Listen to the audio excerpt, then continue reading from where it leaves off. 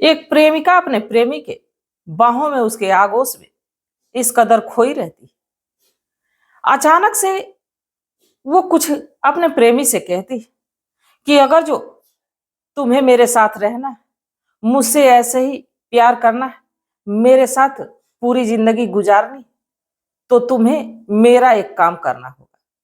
इस पे जो लड़का रहता है विनोद, दरअसल विनोद अनमैरिड होता है और जो उसकी प्रेमिका होती है वो शादीशुदा होती है, और सिर्फ शादीशुदा ही नहीं होती है बल्कि वो 3 बच्चों की मां भी होती है। विनोद अपनी प्रेमिका से कहता है कि तुम क्या कहना चाहती हो? तो कहती है कि दरअसल मैं तुमसे जब मिलती हूँ, तुम्हारे साथ वक्त गुजारती हूँ, तुमसे प्यार करती हूँ, और इस बात की भनक मेरे पति को जब लग जाती है तो पूरी तरह से मुझे लहूलुहान कर देता है, मेरे साथ मारपीट करता है, और ये चीजें मैं अब बर्दाश्त नहीं कर पा रही। अगर जो तुम्हें मुझसे मिलना है, मुझसे प्यार करना है, तो उसे तुम्हें रास्ते से हटाना। विनोद कुछ देर तक सोचने लगता है और इस बात पे मचल उठता है कि उसकी प्रेमिका उससे कहीं दूर ना हो जाए। अब वो अपनी प्रेमिका की बात को मान जाता है, कहता है कि थोड़ा समय दे दो, मैं कुछ समय के बाद तुम्हारे कहे अनुसार सब कुछ अच्छा कर दूंगा। बाकी कुछ ही समय के बाद इस कहानी का इतना खौफनाक अंजाम होता है जिसकी कल्पना कोई कर ही नहीं सकता। तो आखिरकार इस कहानी में क्या होता है, तो इसको जानने के लिए हमारे साथ वीडियो में अंत तक बने रहिएगा। नमस्कार, मैं सावित्री यादव यस के क्राइम कथा में आप सभी का स्वागत करती हूँ। उम्मीद है यस के क्राइम कथा की सारी फैमिली अच्छी होगी, अपना ख्याल रख रही है। आज मैं जिस सच्ची कहानी को लेके आप लोगों के बीच आई हूँ, बड़ी ही हैरान कर देने वाली, दिल को झकझोर देने वाली है, इंसानियत को शर्मसार कर देने वाली है, और एक विश्वास और भरोसे के रिश्ते को पूरी तरह से रौंद देने वाली। तो इस कहानी की शुरुआत करूं उससे पहले जितने भी हमारे दोस्त मित्र हैं, जितने भी हमारे साथी हैं, रोज की तरह सबसे यही गुजारिश है, यही रिक्वेस्ट है कि अभी तक आप लोगों ने चैनल को सब्सक्राइब नहीं किया है तो चैनल को सब्सक्राइब कर लीजिए, और कहानी को ज्यादा से ज्यादा शेयर करिएगा। और आप लोगों का एक लाइक हमारा हौसला बढ़ाता है, और हमारी यही कोशिश रहती है कि हम हर रोज आप लोगों तक नई कहानी लेके आऊं, रोचक और इंटरेस्टिंग। तो चलिए ज्यादा बात ना करते हुए आज की कहानी की शुरुआत करते हैं।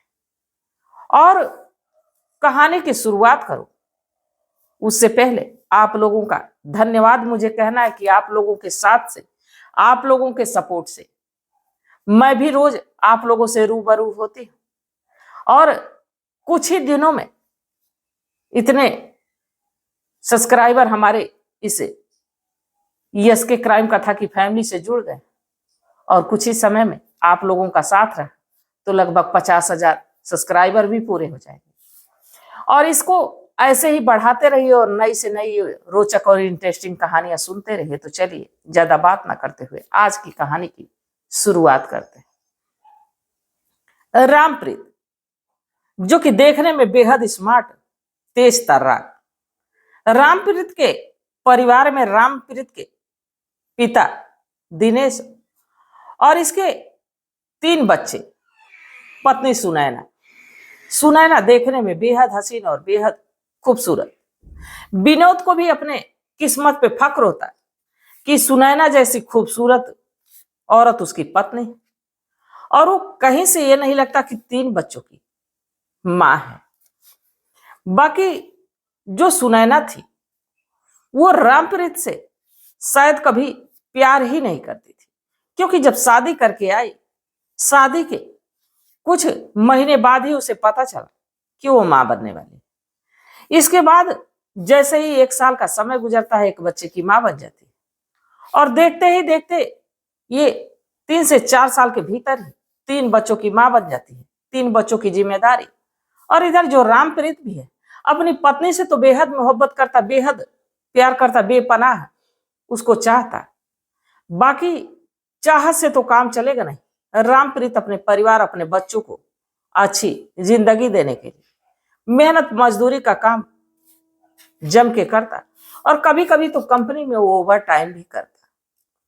इस बीच सुनैना को यह लगता कि जो रामप्रीत है उसको बस एक जरूरत का सामान समझता है, उसको पत्नी बना के तो घर लाया और उससे मोहब्बत नहीं करता, उसको चाहता नहीं।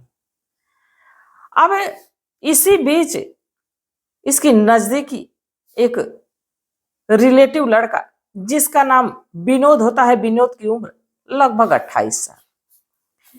विनोद अक्सर घर आता जाता और जब भी सुनैना को देखता तो कहता, भाभी जी आप तो इतनी स्मार्ट हो, इतनी सुंदर, और रामप्रीत की अगर जो पत्नी ना होती तो मैं तुमसे शादी जरूर कर लेता।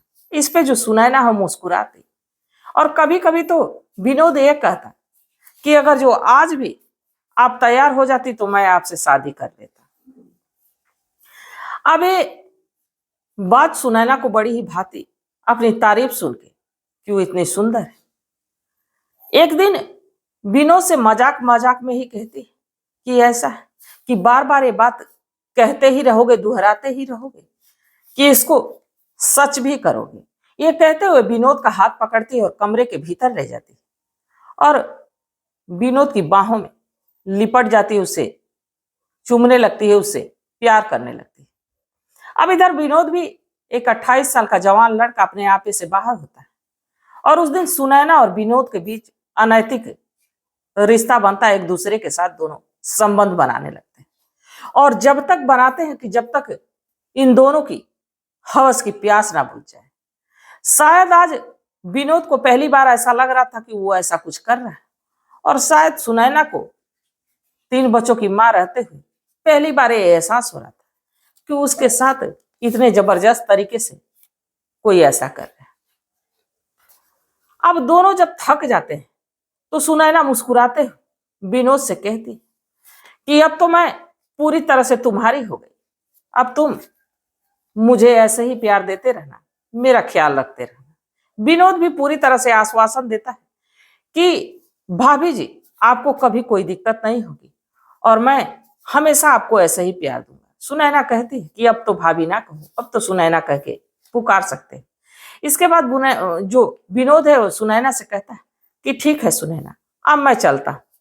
विनोद वहां से चला तो जाता है, पर अब आए दिन विनोद आता और इस सुनैना से संबंध बनाता है। इन दोनों का ये सिलसिला एक बार शुरू हुआ तो खत्म होने का नाम नहीं ले रहा था। तो कहते हैं कि ये सब बातें अगल बगल आस पड़ोस के लोगों को पहले पता चल जाती है। अब जब पड़ोसियों को शक होने लगता है कि विनोद आए दिन आ रहा है और लगभग दिन के 4 घंटे 5 घंटे 6 घंटे वक्त बिताता है। अब ये बात रामप्रीत से कहते हैं। रामप्रीत एक दिन सुनैना से पूछता है, सुनैना इस पे तन के जवाब देती और कुछ ऐसा कहती है कि दोनों में अब झगड़ा तो होता ही पर मारपीट भी हो जाती है। अब जब इस मारपीट के बारे में विनोद को पता चलता है तो विनोद भी बड़ा हैरान होता है, बड़ा परेशान होता है कि आखिर अब इससे सुनैना को बचाए कैसे। बाकी थी तो सुनैना इस रामप्रीत की पत्नी। धीरे धीरे वक्त गुजरता है और इधर अब विनोद का आना जाना थोड़ा अब कम होने लगता है, क्योंकि रामप्रीत विनोद को फोन करके कहता है कि मेरे घर आने की जरूरत नहीं। बाकी छिप छिपा के विनोद तो आने लगता है। अब जब भी रामप्रीत को पता चलता कि विनोद से ये सुनैना मिली है तब इनके बीच मारपीट अक्सर होने लगी। जैसे ही लगभग 1 साल का समय गुजरता है, एक दिन सुनैना विनोद से मिलने के लिए घर से बाहर जाती है और जब घर से बाहर जाती है तो विनोद से कहती है कि ऐसा है कि अब मैं तुमसे मिल नहीं सकूंगी। अगर जो चाहते हो कि मैं तुमसे प्यार करूं, तुम्हारे पास रहूं, तुम्हारी बाहों में रहूं और इसी तरह जिंदगी बीत जाए, तो तुम्हें रामप्रीत को हमसे अलग करना होगा, क्योंकि जीते जी तो वो अलग होने वाला नहीं, मुझसे तलाक लेने वाला नहीं, और जहां तक 3 बच्चों की बात रही उनके वजह से समाज भी मुझे दबाएगा, मुझे तुम्हारी नहीं होने देगा। अब इस पे जब विनोद सुनता है कि उसकी प्रेमिका उससे अलग हो जाएगी तो बेचैन हो उठता है। कहता है कि नहीं नहीं, मैं वो सारे उपाय करूंगा जिससे कि तुम मेरे पास रहो, मुझसे अलग ना। इस पे सुनैना कहती है कि ऐसा है कि रामप्रीत को तो तुम मारना है, पर इसका वीडियो भी जरूर बना के मुझे देना और साथ ही जब उसको मारना तो वीडियो कॉल जरूर करना। अब ऐसा ही होता है, धीरे धीरे समय गुजरता है। एक दिन विनोद रामप्रीत को फोन करता है। वो कहता है कि यार मुझसे बहुत बड़ी गलती हो गई, क्योंकि विनोद रामप्रीत का बड़ा ही अच्छा दोस्त रहता है। जब विनोद अपने दोस्त से माफी मांगता है, कहता है कि ऐसा है कि ये चीजें होती ही ऐसी है, किसी को सनक लग जाए, किसी को ललक लग जाए, तो इस चीज के लिए वो पागल हो जाता है। शायद मैं भी बहक गया था, तुम्हारी पत्नी के साथ गलत कर बैठा, अब मुझे माफ कर दो, आइंदा मुझे शिकायत का मौका मैं नहीं दूंगा। रामप्रीत कहता है कि ठीक है। इस पे विनोद कहता है कि तब तो इस दोस्ती के नाम पे एक शाम रंगीन होनी ही चाहिए। रामप्रीत कहता है कि ठीक है। विनोद अपनी बाइक उठाता है, बाइक की डिग्गी में ढेर सारी दारू की बोतल रखता है। एक सुनसान इलाके में ये दोनों पहुंचते हैं, जहां की एक रेल पटरी भी होती है। दोनों बैठते हैं, घंटों तक एक दूसरे से अपना सिकवा गिला करते हैं और दारू पीते रहते हैं। जबकि विनोद कम दारू पी रहा था और दोस्ती के नाम पे रामप्रीत को ज्यादा दारू पिलाया जा रहा था। जब देखता है कि जब दारू के नशे में रामप्रीत धुत होकर लुढ़क जाता है, तो तुरंत अपनी प्रेमिका सुनैना को फोन करता है और वीडियो कॉल पे उसे दिखाता है कि देखो लुढ़क चुका है। तभी वो वही पटरी के पास एक पत्थर पड़ा रहता है, उसको उठाता है और उसी पत्थर से रामप्रीत के सिर पे दे मारता है। और जब सिर पे मारता है, तुरंत ही रामप्रीत की मौत हो जाती है। बाकी इतने से भी संतुष्टि नहीं थी। अबे जो विनोद है, रामप्रीत को घसीटता है और घसीट के रेल की पटरी पे रख देता है और ट्रेन आने का इंतजार करने लगता है। सुनैना से वीडियो कॉल पे बात कर रहा था। कुछ ही देर के बाद उधर से जब ट्रेन गुजरती, अब रामप्रीत के टुकड़े टुकड़े हो जाते हैं। विनोद सारा नजारा देखता है। इसके बाद से वहां से अब वो अपनी बाइक उठाता है और सीधे अपने घर पहुंचता है और कहता है कि ऐसा है कि अब तो मामला साफ है। अब जब ये बात लोगों के सामने आएगी तो यही सबको लगेगा कि विनोद अपने जिम्मेदारियों से मुंह मोड़ लिया और जाके रेल से कट गया। अब जैसे ही सुबह होती है, उस इलाके में कोहराम समझ जाता है, क्योंकि कई लोगों को यह पता चल गया। उस रेल के पटरी की तरफ टहलते गए तो देखे, सबको देख के पता चला ये तो रामप्रीत है और ये लग रहा है कि ट्रेन से कट गया। अब जैसे ही ये पता पिता दिनेश को लगती है, यानी रामप्रीत के पिता दिनेश को लगती है, दिनेश भी बड़ा हैरान की। शाम को तो रामप्रीत ने फोन करके कहा कि घर लेट आऊंगा, पर हमें पता नहीं कि वो घर ही नहीं है। अब वो पुलिस के पास जाता है। रेलवे पुलिस इस डेड बॉडी को अपने कब्जे में लेती है, पोस्टमार्टम के लिए भेजती है।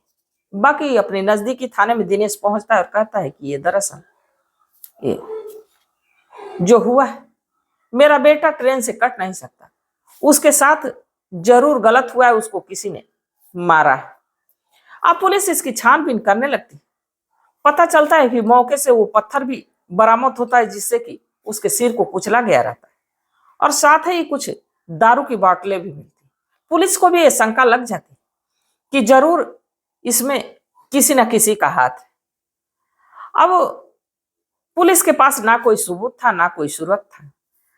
रामप्रीत के फोन की कॉल डिटेल निकाली जाती है, सीडीआर निकाली जाती है, तो उसमें एक नंबर आता है जो कि विनोद का होता है और साथ ही विनोद की इस कॉल डिटेल को तो चेक किया जाता है। रामप्रीत की पत्नी सुनैना की भी कॉल डिटेल निकाली जाती है, तो पता चलता है कि जिस वक्त ये घटना हुई थी, उस वक्त विनोद और सुनैना की वीडियो कॉल पे चैट हो रही थी, वीडियो कॉल पे बात हो रही थी।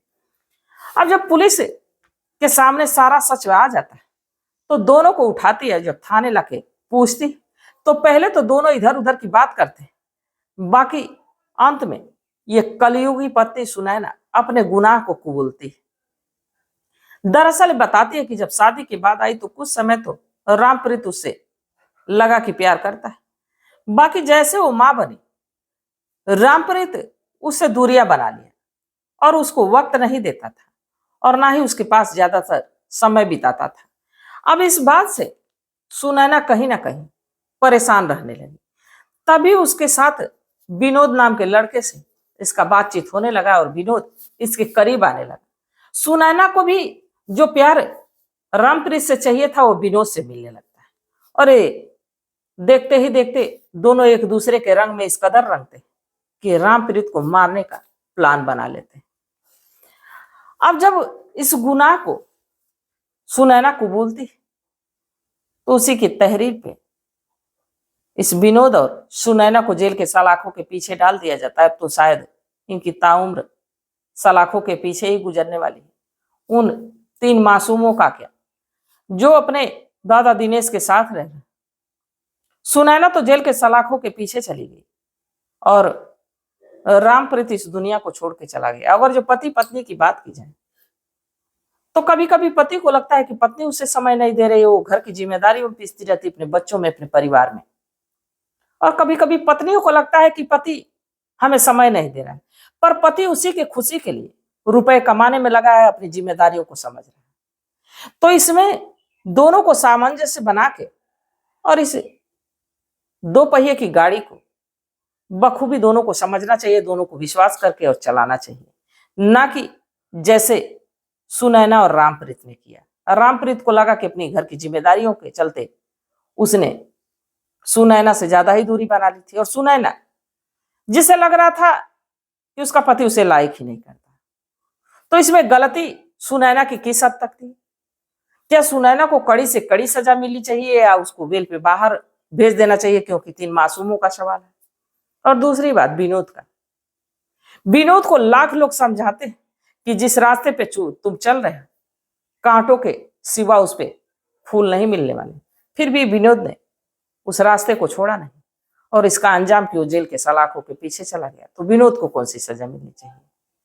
तो आप लोग अपनी सलाह, अपनी राय कमेंट सेक्शन में जरूर दीजिएगा, क्योंकि आपके मशवरे का हमें बेसब्री से इंतजार रहता है। तो तब तक आप लोग अपना ख्याल रखिए, अपने परिवार का ख्याल रखिए, बाल बच्चों का ख्याल रखिए। मिलते हैं कल एक नई वीडियो के साथ, तब तक के लिए जय हिंद, जय भारत।